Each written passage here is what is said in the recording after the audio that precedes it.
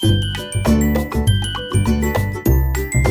बच्चों, आप सभी का पुनः हमारे चैनल आइडियल देव क्लासेस में स्वागत है। बच्चों, आज हम आपके लिए एडगेट अभ्यास पुस्तिका भाषा भारती लेके आए जो कक्षा 7वीं के लिए। और इस एडगेट अभ्यास पुस्तिका को मध्य प्रदेश राज्य शिक्षा केंद्र भोपाल द्वारा वर्ष 2023-24 के लिए बनाया गया है। तो चलिए देखते हैं। कक्षा 7वीं भाषा भारती, विषय भाषा भारती या हिंदी। ये एडगेट वर्कबुक प्रश्नोत्तर पुस्तिका है। इस पुस्तिका के माध्यम से आज आपको हम प्रश्नों के उत्तर बताएंगे। और आज आपके लिए कौन सा पार्ट लेके आए हैं? पार्ट 13। पार्ट 13 क्या है? अगर नाक ना होती। पार्ट 13 क्या है? अगर नाक ना होती। तो बच्चों, ये आपका जो पार्ट 13 है, इसमें क्या दिया है? पार्ट का नाम क्या है? अगर नाक ना होती। तो इस पार्ट के प्रश्नों को उत्तर लिखने से पहले आपको क्या करना पड़ेगा? सबसे पहले आपका जो पार्ट 13 है आपकी पाठ्य पुस्तक का, उस पार्ट 13 का अध्ययन कीजिए। पूरे पार्ट को पढ़िए। पार्ट को पढ़ने के बाद आपको जो इस एडगेट अभ्यास पुस्तिका में प्रश्न दिए, इन प्रश्नों के उत्तर आप दे पाएंगे। जैसे पार्ट का एक में बता रहा हूँ, क्या पद्यांश क्या कह रहा है उसमें? कितना अच्छा होता नाक अगर नाक ना होती। नाक की चिंता में आदमी का जीना मुहाल हो गया। नाक रखने की खातिर लोग मुकदमेबाजी में बर्बाद हो जाते। कर्ज लेकर भी ब्याह शादी भात छोक्षर आदि में अंधाधुंध खर्च करते। जन्म पर ही नहीं, मृत्यु पर भी दावत खिलाते। खरीदने की औकात ना होने पर भी महंगी किस्त देकर टीवी, फ्रिज या कूलर आदि ले आते। क्योंकि नाक नीची होने से डरते हैं लोग, अपनी धाक जमाने के लिए नाक ऊंची रखते हैं। तो ये जो पार्ट है, इस पार्ट को आप अच्छे से पढ़िए। और पार्ट बहुत मज़ेदार है, इससे आपको बहुत सी शिक्षाएं मिलेंगी। तो चलिए देखते हैं इसमें क्या दिया है। बहुविकल्पी प्रश्न है। बहुविकल्पी प्रश्न नंबर 1, सुतवा नाम है। सुतवा नाम है। ए नंबर सुंदर नाक कान का, बी नंबर सुंदर हाथ का, सी नंबर सुंदर अधरों का और डी नंबर सुंदर नाक का। तो इसका सही आंसर आ जाएगा डी नंबर सुंदर नाक का। सुतवा नाम है। किसका सुतवा नाम है? तो सुतवा नाम है किसका? सुंदर नाक का। तो यहाँ पे आपका डी नंबर का ऑप्शन आएगा, यहाँ पे डी कर दीजिए। इसके बाद नेक्स्ट प्रश्न आता है आपका प्रश्न नंबर, कौन सा आएगा आपका? प्रश्न नंबर 2 आएगा। प्रश्न नंबर 2 में दिया कलर शब्द है। प्रश्न नंबर 2 क्या कह रहा है आपका? कलर शब्द है। ए नंबर विदेशी, बी नंबर तद्भव, सी नंबर तत्सम और डी नंबर देशज। तो आपका आंसर क्या होगा? तद्भव, कलर। कलर कौन सा शब्द है? ये अंग्रेजी शब्द है, इसलिए कलर कौन सा शब्द होगा आपका? विदेशी शब्द होगा। तो इसका सही आंसर आ जाएगा ए नंबर विदेशी। नेक्स्ट प्रश्न है प्रश्न नंबर 3। देखते हैं प्रश्न नंबर 3 में क्या दिया है। नाक रगड़ने का क्या अर्थ है? प्रश्न क्या पूछा है आपसे? नाक रगड़ने का क्या अर्थ है? तो उत्तर बताएंगे। नाक रगड़ने का अर्थ खुशामद करना या विनती करना है। बच्चों, यहाँ पे आपसे जो प्रश्न किया, नाक रगड़ने का अर्थ क्या है, तो आप क्या बताएंगे? खुशामद करना या विनती करना। इस प्रकार से आपका प्रश्न नंबर 3 यहाँ पे कंप्लीट होता है। इसके बाद नेक्स्ट प्रश्न आता है आपका प्रश्न नंबर 4। कौन सा प्रश्न आएगा आपका? प्रश्न नंबर 4 क्या कह रहा है? नख सिख वर्णन का क्या आशय है? नख मीन्स होता है नाखून, सिख मीन्स होता है बाल। नख सिख वर्णन का क्या आशय है? तो आप उत्तर बता देंगे। नख सिख का अर्थ है पैर के नाखून से लेकर सिर के बाल तक के सभी अंगों का वर्णन नख सिख वर्णन कहलाता है। इसके बाद नेक्स्ट प्रश्न आता है आपका प्रश्न नंबर 5। नाक नकारे सी कब बचती है? नाक नकारे सी कब बचती है? तो आप उत्तर बताएंगे। कुछ लोग नाक पर मक्खी तक नहीं बैठने देते। कुछ लोग क्या होता है? नाक पर मक्खी तक बैठने नहीं देते। बहुत से ऐसे भी होते हैं कि जब वे कुंभकर्ण की भांति सोते हैं तो उनकी नाक नकारे सी बचती है। इस प्रकार आप प्रश्न नंबर 5 का उत्तर लिख सकते हैं। इसके बाद नेक्स्ट प्रश्न आता है आपका प्रश्न नंबर 6। प्रश्न नंबर 6 क्या कह रहा है? असली हींग और देसी घी की पहचान कैसे होती है? बच्चों, यहाँ पे आपका जो प्रश्न नंबर 6 है, जो असली हींग और देसी घी की पहचान कैसे होती है, इसका उत्तर आपको बताना है। और इसका उत्तर बहुत ही सरल है। असली हींग और देसी घी की पहचान नाक से होती है। यदि नाक है तो आप असली घी और असली हींग की पहचान कर पाएंगे। यदि नाक नहीं है तो इसकी पहचान नहीं कर पाएंगे। तो उत्तर में कैसे लिखेंगे आप? असली हींग और देसी घी की पहचान नाक से होती है। नाक की सहायता से सूंघकर असली और नकली की पहचान करते हैं।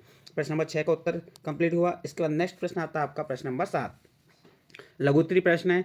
वायु प्रदूषण को रोकने में नाक किस तरह सहायक है? तो आप उत्तर बताएंगे। वातावरण में व्याप्त प्रदूषण को फेफड़ों तक जाने से नाक ही रोकती है। जो हमारे वायुमंडल में या जो हमारे वातावरण में व्याप्त प्रदूषण है, प्रदूषण को हमारे जो फेफड़ों तक जो सांस लेते हैं, वह नाक ही, उससे जो प्रदूषण जाता है उसको कौन रोकता है? नाक ही रोकती है। नाक में उगे बाल छन्ने और झाड़ू का काम करते हैं। इस प्रकार आपका प्रश्न नंबर 7 कंप्लीट। नेक्स्ट प्रश्न आता है आपका प्रश्न नंबर 8। दिए गए शब्दों में से तत्सम, तद्भव, देशज और विदेशी शब्द छांटकर लिखिए। देखिए यहाँ पे आपको इस शब्द दिए हुए हैं, इन शब्दों में से आपको तत्सम, तद्भव, देशज और विदेशी शब्द छांटकर बताना है। जैसे तत्सम शब्द कौन से हो जाएंगे यहाँ से? प्रदूषण और पर्यावरण क्या हो गए? तत्सम शब्द। तद्भव शब्द क्या हो गए? तद्भव शब्द ब्याह, नक, ये क्या हो गए? तद्भव शब्द हो गए। और देशज में आ जाएगा छज्जा और चक्की। और विदेशी शब्द क्या हो गए? सर्जरी, फ्रंट, कटलेट, ये क्या हो गए? विदेशी शब्द हो गए। इस प्रकार बच्चों आपको हमने तत्सम, तद्भव, देशज और विदेशी शब्द छाटकर बता दिए है। इसके बाद नेक्स्ट प्रश्न आता है आपका प्रश्न नंबर 8। प्रश्न नंबर 8 में क्या कह रहा है? नायिकाओं की नाक, नायिकाओं की नाक के लिए दी गई कोई दो उपमाएं लिखिए। उत्तम देखिए, नायिकाओं की नाक के लिए, नायिकाओं की नाक के लिए दी गई दो उपमाएं। यहाँ पे आप क्या के छूट गया है, यहाँ के लिख लेंगे। क्या लिख देंगे यहाँ पे? के लिए दी गई उपमाएं कौन कौन सी? नंबर 1, सुंदर नाक को सुतवा कहा गया है। एक उपमा बताया आपको। दूसरी उपमा क्या है? नासिका को भेड़ की नाक की संज्ञा दी गई है। इस प्रकार नायिकाओं की नाक के लिए दी गई दो उपमाएं आपको बताए। नेक्स्ट प्रश्न है आपका प्रश्न नंबर 10। आपके अनुसार नाक क्यों महत्वपूर्ण है?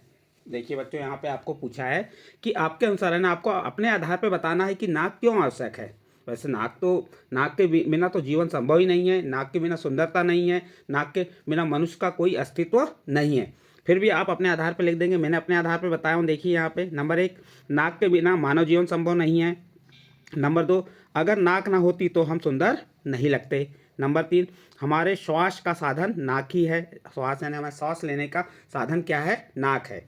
फिर नंबर 4, नाक बाहर की ठंडी हवा गर्म करके अंदर पहुंचाती। जो नाक है हमारी, वो जो बाहर की ठंडी हवा है उसको गर्म करके कहाँ पहुंचाती है? हमारे शरीर के अंदर पहुंचाती है।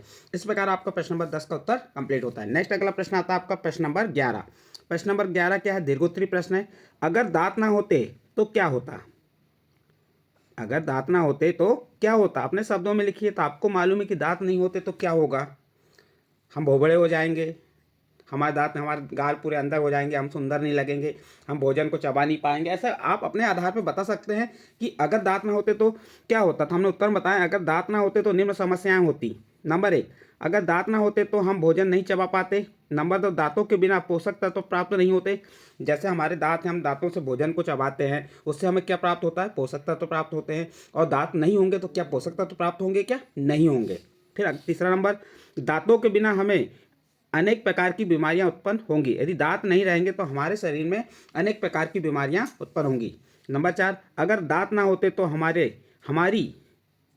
चेहरे की सुंदरता, ये री को हटा दीजिए और यहाँ क्या कर दीजिए? हमारे चेहरे की सुंदरता कम होगी। जब हमारे पास दांत ही नहीं है तो हमारे चेहरे की सुंदरता कैसी होगी? कम होगी, सुंदर नहीं दिखेंगे हम। तो इस प्रकार आप प्रश्न नंबर 11 का उत्तर अपने आधार पर बना सकते हैं। इसके बाद नेक्स्ट प्रश्न आता है आपका प्रश्न नंबर 12। नाक से संबंधित कोई 5 मुहावरे लिखिए। आपको नाक से संबंधित 5 मुहावरे लिखना है। हमने यहाँ मुहावरे भी लिखे हैं और उनके अर्थ भी बता दिए। नाक कट जाना, नाक कट जाना का अर्थ क्या हुआ? प्रतिष्ठा नष्ट होना। नंबर 2, नाक घुसाना, नाक घुसाना मीन्स होता है हस्तक्षेप करना। नाको चने चबाना, नाको चने चबाना मीन्स होता है दुखी करना।